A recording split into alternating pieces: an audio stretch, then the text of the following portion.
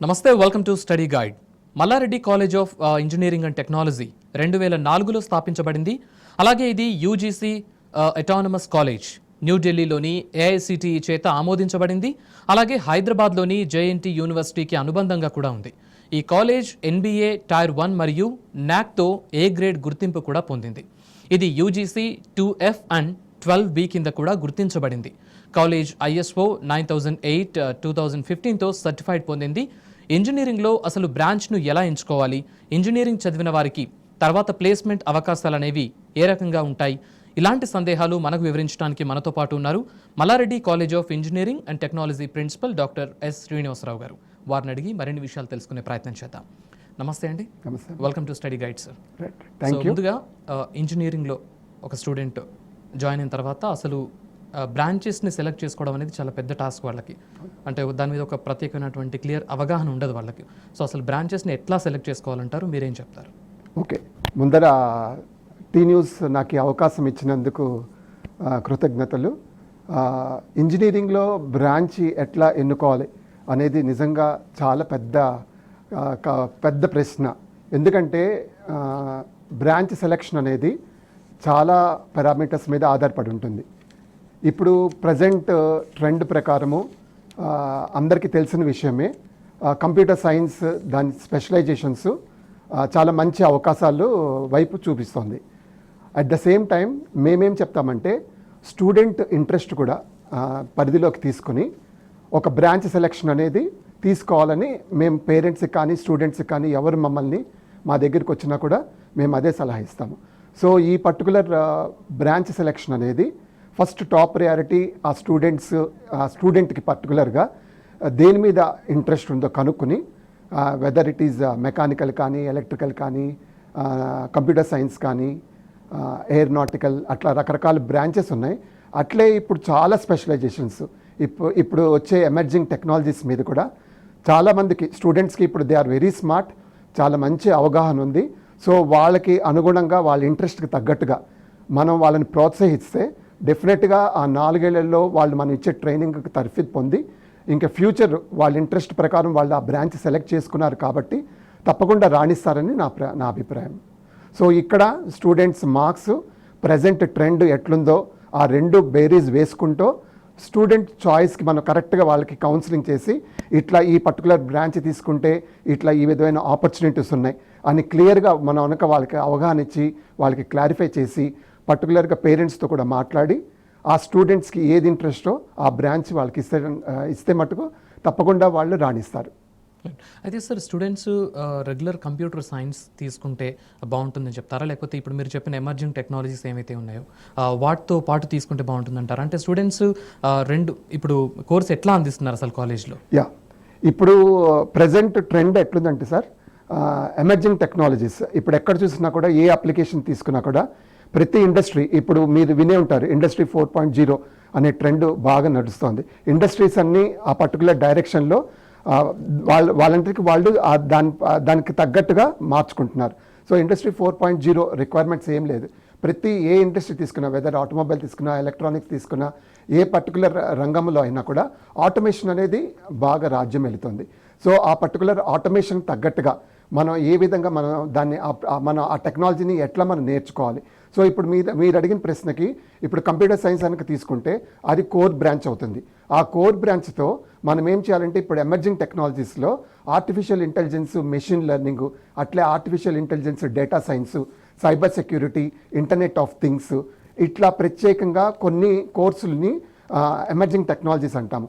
So ఇది computer science major branch కింద పెట్టుకుని ఈ పర్టికులర్ స్పెషలైజేషన్స్లో అనక తర్ఫీదు పొందితే డెఫినెట్గా ఆ పర్టికులర్ స్టూడెంట్ ఎవరైతే ఆ పర్టికులర్ బ్రాంచ్ ఎన్నుకున్నాడో అతను తప్పకుండా రాణిస్తాడు.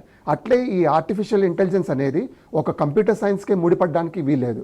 మీరు ఏ రంగమైనా తీసుకోండి, ఏ పర్టికులర్ స్పెషలైజేషన్ అని తీసుకోండి, ఏ బ్రాంచ్ కూడా ఇప్పుడు నేను మీకు చెప్పినట్టుగా ఎక్కడ చూసినా కూడా ఆటోమేషన్ ఎప్పుడైతే జరుగుతుందో ప్రతి ఇండస్ట్రీ అది తీసుకుంటే ఆటోమేషన్ అవుతుందో అక్కడ ఆర్టిఫిషియల్ ఇంటెలిజెన్స్ అనేది అవసరము. మీరు ఆటోమొబైల్ రంగం తీసుకోండి, ఎలక్ట్రానిక్స్ తీసుకోండి, ఎలక్ట్రికల్ రంగం తీసుకోండి, సివిల్ తీసుకోండి, ఏ కన్స్ట్రక్షన్ అయినా కూడా ఈ ఆర్టిఫిషియల్ ఇంటెలిజెన్స్ అనేది ఇప్పుడు కొంచెము ఎక్కువగా దాని అప్లికేషన్స్ కనబడుతున్నాయి కాబట్టి అట్లా ఆ పర్టికులర్ దాంట్లో తర్ఫీదు పొంది డెఫినెట్గా ఉద్యోగ అవకాశాలు పొందొచ్చు. రైట్. ఇక కాలేజ్ విషయానికి వస్తే కనుక సార్, అసలు కాలేజ్ని సెలెక్ట్ చేసుకోవడానికి స్టూడెంట్స్ ఏ పారామీటర్స్ని మైండ్లో పెట్టుకోవాల్సి ఉంటుంది? తప్పకుండా ఇది చాలా మంచి ప్రశ్న అండి.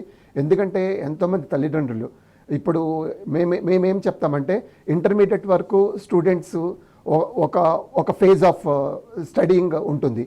సో ఈ ఇంజనీరింగ్ సెలెక్షన్ అనేది చాలా చాలా ఇంపార్టెంట్.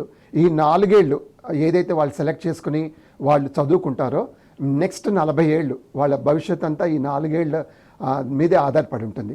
సో ఈ ప్రాసెస్లో కనుక మనం ప్రాపర్ కాలేజ్ కనుక సెలెక్ట్ చేసుకోకపోతే సో వాళ్ళకి ఉండే అవకాశాలు డెఫినెట్గా తగ్గుతాయి. సో మేమేం చెప్తామంటే ఏ కాలేజ్ అయినా కూడా ఇప్పుడు మీరు మా కాలేజ్ కనుక తీసుకుంటే ఏ పేరెంట్కైనా మేము చెప్పేది ఏంటంటే అక్కడ ఉండే faculty are very important. So ఆ ఫ్యాకల్టీ అక్కడ ఎటువంటి ఎక్స్పీరియన్స్డ్ ఫ్యాకల్టీ ఉన్నారో చూసుకోవాలి. అట్లే ఆ కాలేజీకి ఏ విధమైన క్రెడెన్షియల్స్ ఉన్నాయి. ఇందాక మీరు చెప్పినట్టుగా ఇప్పుడు మా కాలేజ్ కనుక తీసుకుంటే మేము 2004లో మేము స్థాపించాము. ఈ 2004లో స్థాపించిన మా కాలేజీ ఇప్పటికి ఆల్రెడీ 17 ఏళ్ళు అయింది. ఈ 17 ఏళ్ళ మా కాలేజీలో ఆల్రెడీ మేము యూజీసీ అటానమస్ తీసుకున్నాం, మాకు అటానమస్ స్టేటస్ వచ్చింది. అట్లే NBA అక్రిడేషన్ టైర్ 1, ఈ టైర్ 1 రావాలంటే ఆ పర్టికులర్ కాలేజ్కి వాళ్ళకి మంచి ప్లేస్మెంట్స్ ఉండాలి, మంచి స్టూడెంట్స్ జాయిన్ అవ్వాలి. అట్లే ఆ స్టూడెంట్స్ ర్యాంక్స్ వాళ్ళ ప్లేస్మెంట్స్ బాగుండాలి, వాళ్ళ రిజల్ట్స్ బాగుండాలి. ఇవన్నీ బాగుంటేనే ఆ NBA టైర్ 1 అనేది యూజీసీ గవర్నమెంట్ ఆఫ్ ఇండియా ఆ పర్టికులర్ కాలేజ్కి గ్రాంట్ చేస్తుంది. అట్లే NAC accreditation, so UGC 2F 12B, ఇట్లా చాలా సర్టిఫికేషన్స్ ఆర్ గవర్నమెంట్ రిలేటెడ్ ప్రోగ్రామ్స్ని మనకు ఆ కాలేజ్ కనుక తెచ్చుకోగలిగితే డెఫినెట్గా అది మంచి కాలేజీ. సో ఈ పర్టికులర్ ఏ కాలేజ్ సెలెక్ట్ చేసుకున్నప్పుడు పేరెంట్స్ కానీ స్టూడెంట్స్ కానీ ఆ పర్టికులర్ కాలేజ్కి ఈ సర్టిఫికేట్స్ అన్నీ ఉన్నాయా లేదా, గవర్నమెంట్ రికగ్నైజ్ చేసిందా లేదా అనేది ఒకటి చూసుకోవాలి. రెండోది నేను ఇందాక చెప్పినట్టుగా మంచి ఫ్యాకల్టీ ఉన్నారా లేదా, వాళ్ళకి ఎక్స్పీరియన్స్ ఎంత ఉంది, ఆ పర్టికులర్ ఫ్యాకల్టీ మంచి తర్ఫీదు పొందారా లేదా, వాళ్ళ బ్యాక్గ్రౌండ్ ఉందా లేదా చూసుకోవాలి. ఇంకా మూడోది డెఫినెట్గా ఇన్ఫ్రాస్ట్రక్చర్. సో ఆ ఇన్ఫ్రాస్ట్రక్చర్ కూడా చాలా ఇంపార్టెంట్. సో ఈ 3 వర్టికల్స్లో I'm very proud to say that మా కాలేజీ ఏ విధంగానూ తగ్గదు. ఇప్పుడు నేను చెప్పినట్టుగా మా కాలేజీ అటానమస్ స్టేటస్ వచ్చిందంటే మాకుండే ప్లేస్మెంట్స్, మాకుండే రిజల్ట్స్, మాకుండే స్టూడెంట్స్ ఇన్పుట్స్ వల్లనే గవర్నమెంట్ ఆఫ్ ఇండియా మాకు అటానమస్ స్టేటస్ ఇచ్చింది. అట్లే మేము NBA టైర్ 1 ఈరోజు అన్ని యూజీ ప్రోగ్రామ్స్ మాకు టైర్ 1 అక్రిడేషన్ వచ్చింది ఆల్ ఎలిజిబుల్ యూజీ ప్రోగ్రామ్స్కి. మేము యూజీ ప్రోగ్రామ్స్ కాకుండా మా విజనరీ మేనేజ్మెంట్ వలన వాళ్ళు ఎంకరేజ్ చేసిన విధానం వలన మా పీజీ ప్రోగ్రామ్స్ 3 పీజీ ప్రోగ్రామ్స్ కూడా మేము పీజీ ప్రోగ్రామ్స్ కూడా ఆఫర్ చేస్తాం. సో ఎంటెక్ ప్రోగ్రామ్స్ ఏమైతే మేము ఆఫర్ చేస్తున్నామో అవి కూడా ఈ NBA అక్రిడేషను మా ప్రోగ్రామ్స్ అన్నిటికీ మాకు అక్రిడేషన్ వచ్చింది. ఇట్లే ఇది కాకుండా NAC అక్రిడేషన్ కూడా. So NAC accreditation, UGC autonomous, NBA tier 1 ఇట్లా ఈ అక్రిడేషన్స్ ఏ కాలేజీకి అయితే వచ్చినాయో ఆ కాలేజీ ఒకటి సెలెక్ట్ చేసుకోవడం ఒక విధానం. అట్లే అక్కడ ఉండే ఇన్ఫ్రాస్ట్రక్చరు అది కూడా డెఫినెట్గా పేరెంట్స్ మా రిక్వెస్ట్ ఏంటంటే మా విన్నపం ఏమంటే ప్రతి పేరెంట్ మీరు శ్రమ అనుకోకుండా, ఎందుకంటే నేను మీకు చెప్పినట్టుగా ఈ 4 ఏళ్ళు విద్యార్థులు ఏ విధమైన వాళ్ళ తర్ఫీదు పొందుతారో నెక్స్ట్ 40 ఏళ్ళు వాళ్ళ భవిష్యత్తు ఆధారపడి ఉంటుంది. కాబట్టి ప్రతి పేరెంట్ని మేము ఏం చేస్తామంటే రిక్వెస్ట్ చేసేది, మీరు కాలేజీకి వెళ్ళి పర్టికులర్గా మీ పర్సనల్గా చూడండి ఆ పర్టికులర్ కాలేజ్లో ఈ అక్రిడేషన్స్ కానీ, ఈ సర్టిఫికేషన్స్ కానీ, ఈ అకంప్లిష్మెంట్స్ కానీ ఇవన్నీ ఆ పర్టికులర్ కాలేజ్కి ఉన్నాయా లేదా.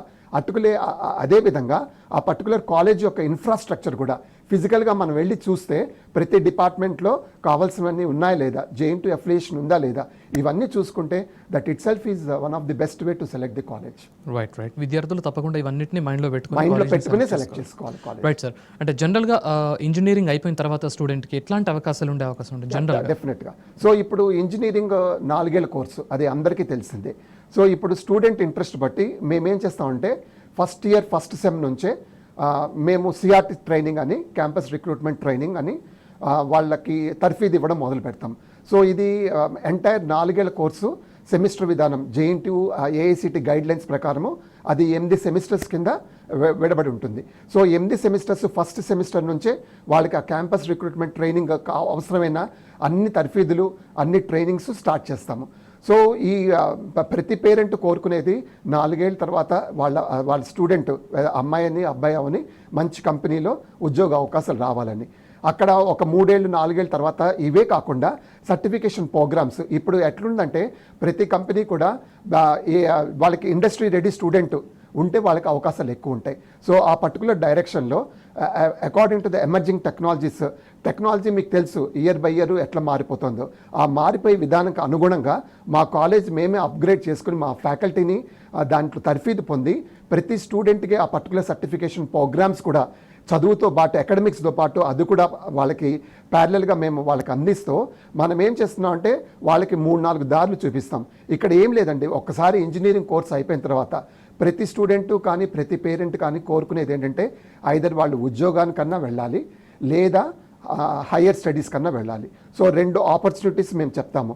మీరు ఎంఎస్ ప్రోగ్రామ్స్కి, ఎందుకంటే మేము ఎప్పుడు చెప్పేది మా స్టూడెంట్కి ఒక్కసారన్నా ఒక్క కంట్రీ అన్న విజిట్ చేసుకుని బయట ప్రపంచము అసలు ఎట్లుంది, ఏ విధంగా అవి అప్గ్రేడ్ అవుతున్నాయి, ఒక్కసారి ఆ బయట ఎక్స్పోజర్ కనుక అయ్యి వాళ్ళు నిజంగా వస్తే మటుకు వాళ్ళ వ్యూ చాలా ఇదిగా ఉంటుంది. అది ఒక వెర్షను. ఏ స్టూడెంట్ అయినా ఎంఎస్ ప్రోగ్రామ్కి వెళ్ళాలనుకుంటే అది ఒక దారి, లేదు మాకు ఉద్యోగ అవకాశాలు కావాలంటే ఆ దారిలో కూడా మేము 2 విధాల స్టూడెంట్స్కి తర్ఫీదు ఇస్తాము. సో ఆ ట్రైనింగ్ తీసుకుని డెఫినెట్గా 4 months స్టార్టింగ్లోనే ఇప్పుడు ఆల్మోస్ట్ అన్ని ప్లేస్మెంట్ కంపెనీస్ వస్తున్నాయి. ఇప్పుడు మా కాలేజీలో ఎట్లుంటుందంటే 2021 ఇప్పుడు ఎవరైతే పాస్ అవుట్ అవుతున్నారో ఆల్రెడీ ప్రతి స్టూడెంట్కి 2-3 ఆఫర్స్, ఆల్ ఎలిజిబుల్ స్టూడెంట్స్. ఇక్కడ ఎలిజిబిలిటీ అనేది చాలా ఇంపార్టెంట్.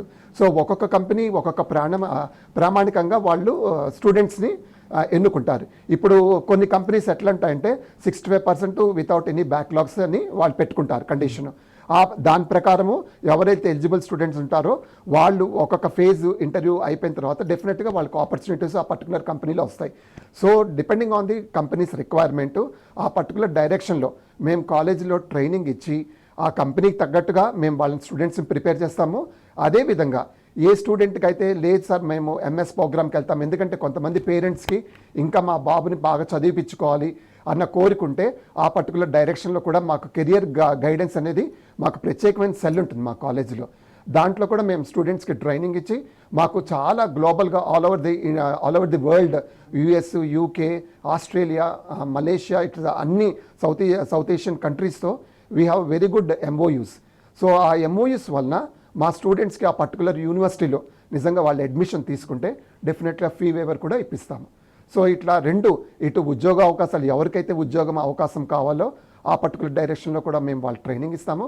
లేదు హయ్యర్ స్టడీస్కి వెళ్ళాలన్నా కూడా ఆ పర్టికులర్ డైరెక్షన్లో స్టూడెంట్స్ని ట్రైన్ చేసి మీకు చెప్పినట్టుగా 8 సెమిస్టర్స్ ప్రోగ్రామ్ని ఫస్ట్ సెమిస్టర్ నుంచే ఆ పర్టికులర్ డైరెక్షన్లో either they can go for higher studies or they can go for any placements.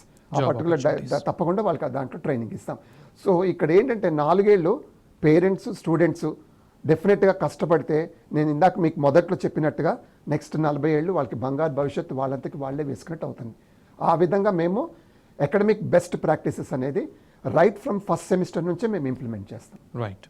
అయితే సార్ ఉన్నత విద్య కోసం ఎట్లాంటి అవకాశాలనే చెప్పారు. అయితే సార్ జనరల్గా ఇంజనీరింగ్ కాలేజ్లో జాయిన్ అయిన స్టూడెంట్స్ అనేవాళ్ళు సిఎస్ తీసుకున్న తర్వాత మంచి జాబ్ ఆపర్చునిటీస్ ఉంటాయా అబ్రాడ్ వెళ్తే కనుక, లేకపోతే ఎమర్జింగ్ టెక్నాలజీస్ చదివితేనే మంచి ఉద్యోగ అవకాశాలు ఉండే అవకాశం ఉంటుందా, ఎస్పెషల్లీ అబ్రాడ్ వెళ్ళాలనుకున్న స్టూడెంట్స్? ఓకే సార్, ఇప్పుడు అబ్రాడ్ వెళ్ళాలనుకునే స్టూడెంట్స్కి ఏ బ్రాంచ్ తీసుకున్నా కూడా సార్ ఫారెన్ స్టడీస్ ఎంఎస్ ప్రోగ్రామ్స్కి there are so many opportunities depending on what branch అతను చదువుకుంటున్నాడు. ఇప్పుడు కంప్యూటర్ సైన్స్ తీసుకుంటే డెఫినెట్గా యుఎస్ కానీ యూకే కానీ ఇటు ఆస్ట్రేలియా కానీ కెనడా కానీ మంచి అవకాశాలు ఉన్నాయి. MS computer science, MS software, data science, ఇవన్నీ చాలా మంచి అవకాశాలు ఉన్నాయి. అట్లే ఈ ఎంఎస్ ప్రోగ్రామ్ అనేది ఒక కంప్యూటర్ సైన్స్కే అది లిమిట్ అవ్వలేదు. ఏ బ్రాంచ్ అయినా తీసుకోండి, whether it is electronics and communication engineering కానీ, ఎలక్ట్రికల్ కానీ, మెకానికల్ కానీ, ఎయిర్నాటికల్ కానీ.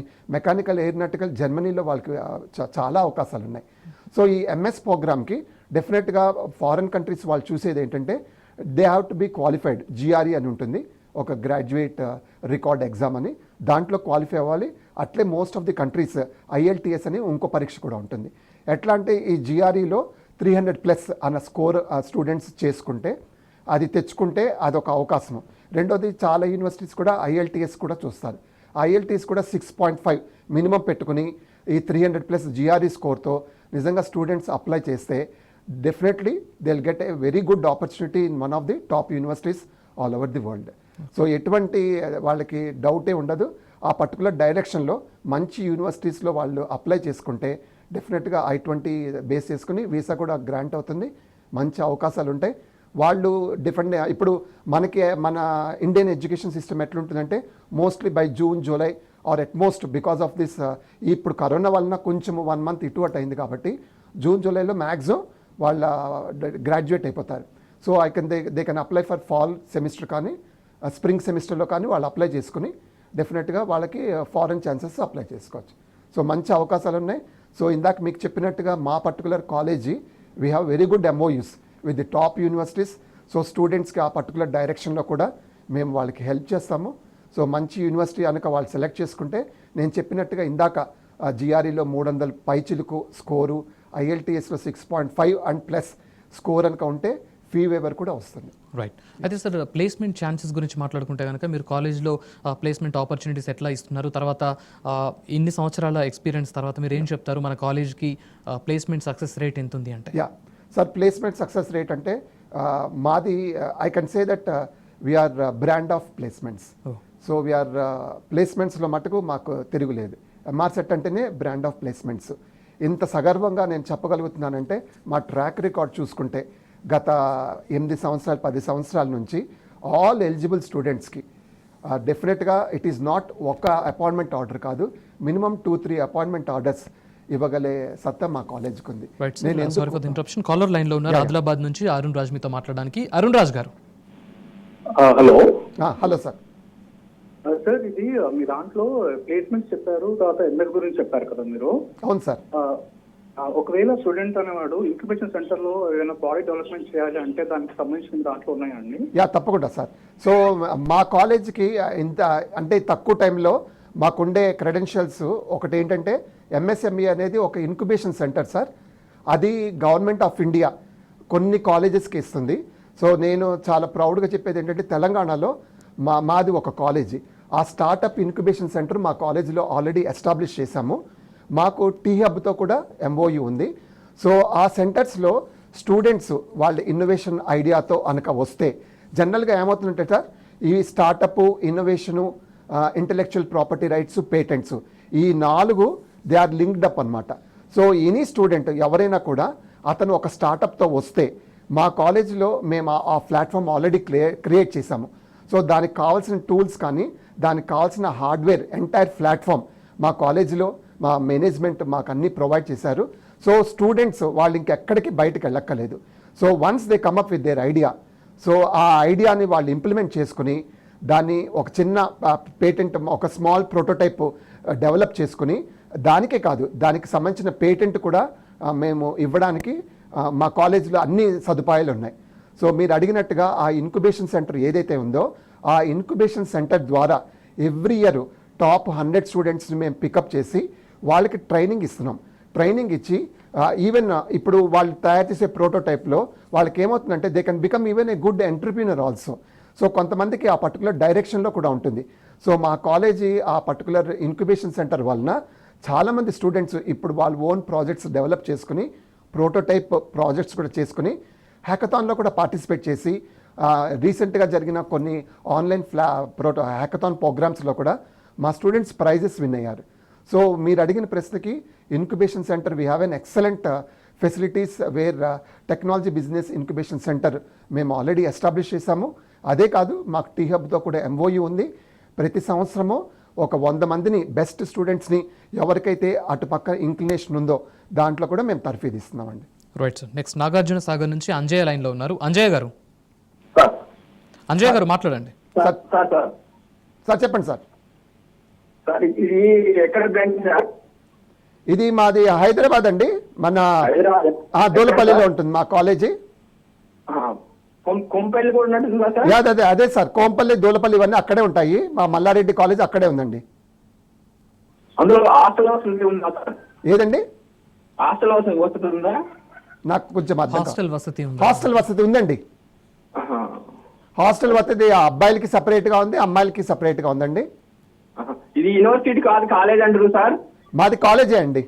మీరు కొంచెం శ్రమ అనుకోకుండా ఒక్కసారి కాలేజీకి వస్తే మీకు అక్కడ ఉండే సదుపాయాలన్నీ, ఇప్పుడు మీకు ఏదైతే మీరు హాస్టల్ అడుగుతున్నారో మాకు విత్ ఇన్ క్యాంపస్లోనే మాకు బాయ్స్ హాస్టల్ ఉంది, అట్లే గర్ల్స్ హాస్టల్ సపరేట్గా ఉంది.